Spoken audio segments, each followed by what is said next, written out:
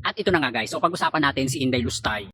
May 4 na kategorya na kay Inday Lustay ngayon. Ang una, sangkot sa korupsyon. Nagbanta ng nasa administrasyon. Palamura, bastos, wala pang nagagawa, panay biyahe sa labas ng bansa.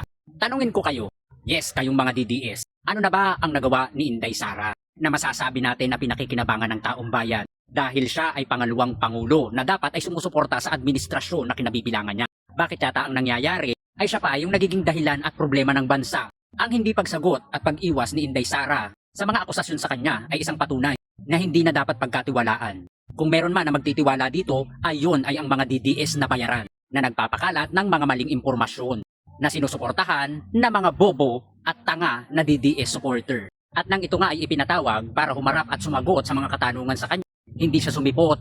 Tapos ito yung kanyang dahilan. Mas pipiliin kong ilaan ang aking oras sa pagtulong sa mga Pilipino. Anong pagtulong?